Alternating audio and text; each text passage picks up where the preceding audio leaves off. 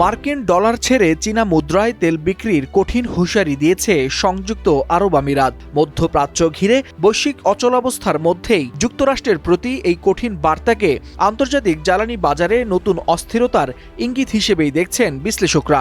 সংযুক্ত আরব আমিরাত সরাসরি সতর্ক করেছে, ডলারের তারল্য সংকট তৈরি হলে তারা তেলের লেনদেন চীনা মুদ্রা ইউয়ানে স্থানান্তর করতে বাধ্য হতে পারে। আর এমন হুঁশিয়ারিকে আন্তর্জাতিক তেল বাণিজ্যে ডলারের দীর্ঘদিনের আধিপত্যের জন্য একটি বড় চ্যালেঞ্জ হিসেবেই দেখা হচ্ছে।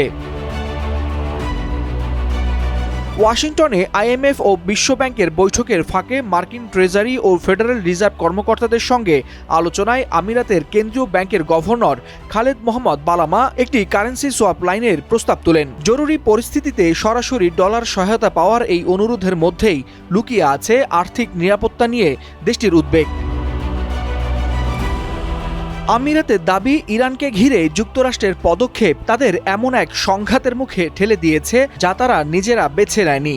17 এপ্রিলের যুদ্ধবিরতির আগে ইরানের ড্রোন ও মিসাইলের হামলায় দেশটির তেল অবকাঠামো মারাত্মকভাবে ক্ষতিগ্রস্ত হয়। এমনকি হরমুজ প্রণালী দিয়ে ট্যাঙ্কার চলাচলও ব্যাহত হয়, যা আমিরাতের সরাসরি জ্বালানি সরবরাহে চাপ তৈরি করেছে।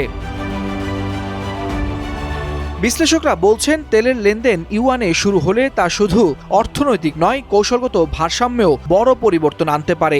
বিশ্বের বৃহত্তম তেল আমদানিকারক চীন দীর্ঘদিন ধরে পেট্রো ইউয়ান প্রতিষ্ঠার চেষ্টা করছে, আর আমিরাতের এই ইঙ্গিত সেই প্রচেষ্টাকে আরও জোরালো করতে পারে।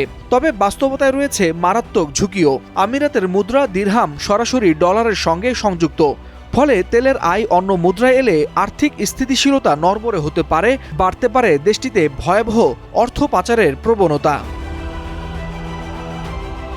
Waliul Hasnat, Times today.